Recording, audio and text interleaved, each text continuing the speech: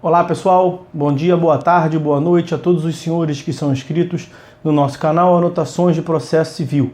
Se você ainda não é, eu sou o professor Arthur Vieira e depois que eu concluí o meu doutorado em Direito Processual, eu resolvi me dedicar a esses veículos de comunicação para que eu pudesse transmitir aos senhores conhecimento jurídico de qualidade e de forma gratuita. Aqui eu vou pontuar o meu e-mail de contato para que eventuais interessados possam estabelecer um contato mais direto. Inclusive, nós podemos eventualmente considerar a hipótese de publicar um artigo científico em conjunto, tá certo? Bom, gostaria de pontuar também com os senhores o nosso canal no YouTube. Se você ainda não é inscrito, basta clicar no ícone do livro que fica no canto inferior do vídeo para que você se inscreva. Sugiro também que você clique no ícone do sininho para que você possa ativar as notificações dos vídeos que são constantemente disponibilizados por aqui. Gostaria de apresentar também aos senhores a nossa plataforma acadêmica, arturvieiracursos.com.br, arturvieiracursos.com.br, onde os senhores encontrarão cursos online de modo gratuito, inclusive com a emissão de certificado válido em todo o território nacional. Tá certo? Então, após a pausa, nós vamos tratar do vídeo de hoje. Então, pessoal, no vídeo de hoje nós vamos dar prosseguimento à análise do nosso livro Anotações de Processo Civil, pelo tópico que está na tela aí para os senhores, fato negativo e negativa de fatos, a prova da negação. Estávamos a estudar o objeto da prova, que são as alegações de fato. Vimos os fatos relevantes, os fatos controvertidos, fatos notórios, e estamos aqui, portanto, a tratar desse novo tópico, fato negativo e negativa de fatos, a prova da negação, vamos a ele, portanto. O artigo 341, em seu caput do CPC, impõe ao réu o ônus da impugnação específica dos fatos articulados pelo autor. Para impugnar os fatos, não se exige a afirmação de que ocorreram de outro modo, que não o expressado pelo autor. Pode-se tão somente negá-los. É perfeitamente possível que o réu apenas diga que o fato não aconteceu. Nesse caso de negativa de fatos, pela regra do ônus da prova, o réu estará isento de qualquer atividade probatória, pois caberá ao autor provar que o fato existiu e não ao réu que tal fato não se deu.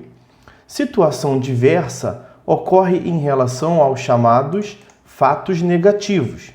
Nessa hipótese, não há a afirmação da existência do fato pelo autor e a negativa pelo réu, mas sim a afirmação de que a inocorrência de um fato gera um direito ou dá base a uma pretensão. Afirma-se, portanto, um fato negativo, ou seja, afirma-se que um fato não aconteceu, e dessa inexistência é que se busca a consequência jurídica pretendida. Exemplo: o Código Civil prevê que a servidão sobre imóveis pode ser cancelada pelo interessado, o proprietário do prédio serviente, desde que este comprove o seu não uso durante 10 anos contínuos. É o que se vê do inciso 3º do artigo 1389 do Código Civil. Então, na ação judicial de cancelamento da servidão, o autor terá de provar um fato negativo, o não uso por 10 anos seguidos. Ou seja, o fato constitutivo do direito do autor ao cancelamento da servidão é um fato negativo. Outro exemplo, em que o fato negativo serve de causa de pedida à pretensão de tutela jurisdicional, já foi dado em outra passagem, ao se tratar do ônus da prova, a ação declaratória negativa de um crédito fundada na afirmação da inexistência de empréstimo. À primeira vista, pode parecer impossível a prova de um fato não ocorrido.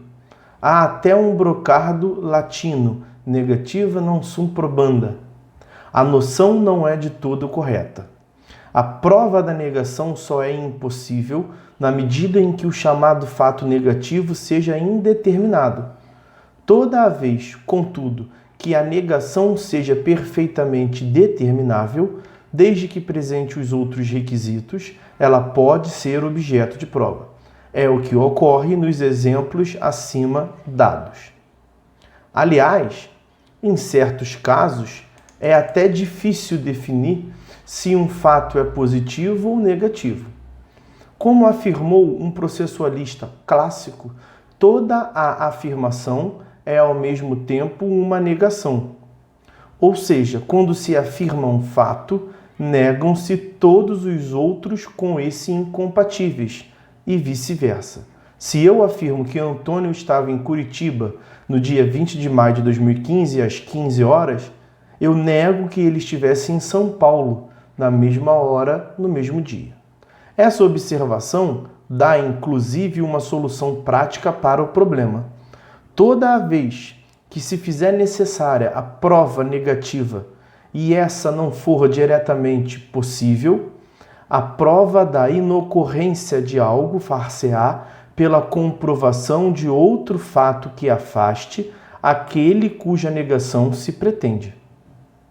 Ressalve-se, de resto, que há casos em que a prova negativa é até direta e objetivamente realizável. Por exemplo, situações em que determinado exame pericial pode constatar tanto a ocorrência quanto a inocorrência de um fato com o mesmo grau de acerto. O problema insuperável, portanto, é o fato negativo indefinido.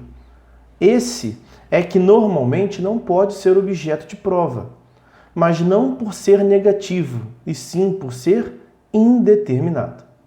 Se o locatário não desocupa o imóvel quando notificado, basta que se prove que ainda se encontra ocupando. Se o empreiteiro não executou a obra contratada, pode-se provar que o material foi entregue, mas a construção não se realizou. São todos fatos negativos definidos. O fato negativo indefinido, que em regra não comporta prova, é aquele que demonstra uma universalidade de inocorrência.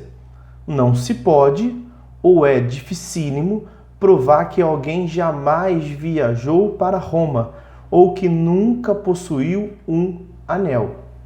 Em suma, indefinição é que não se prova e não propriamente o fato negativo. Um próximo tópico que nós temos que ver são os meios de prova. Meios de prova são os diversos instrumentos pelos quais a constatação sobre a ocorrência ou inocorrência dos fatos chega até o sujeito que precisa formar sua convicção. No caso do processo, diretamente o juiz, e nós já vimos indiretamente as partes também. São os mecanismos que permitem aos sujeitos do processo a investigação sobre os fatos da causa.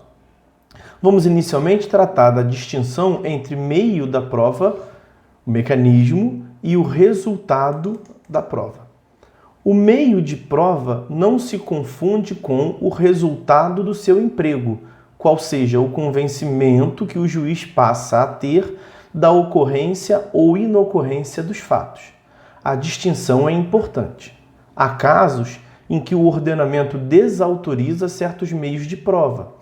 Por exemplo, não se admite prova exclusivamente testemunhal para a comprovação de tempo de serviço para fins de aposentadoria, sendo necessário ao menos algum início de prova escrita.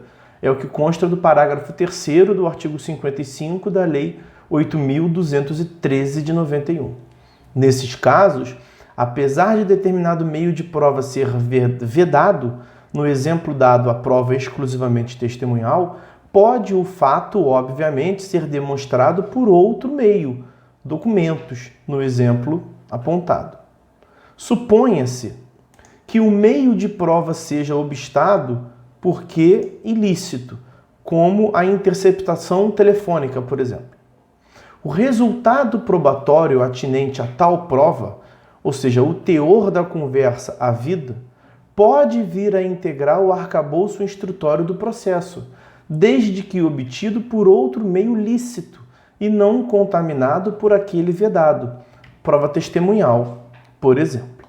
Portanto, o meio de prova é apenas o mecanismo pelo qual se busca levar o juiz à conclusão quanto à ocorrência ou inocorrência dos fatos. Essa conclusão, uma vez atingida, consubstancia-se no resultado da prova. Vamos fazer um corte nesse vídeo por aqui, meus amigos. Vamos deixar para um próximo vídeo o trato de um tópico que é um pouco mais extenso, está na tela aí para os senhores, a admissibilidade dos meios de prova, os meios típicos e atípicos de provas, tá bom? Então vamos fazer um corte no vídeo por aqui, fiquem todos com Deus e até a próxima.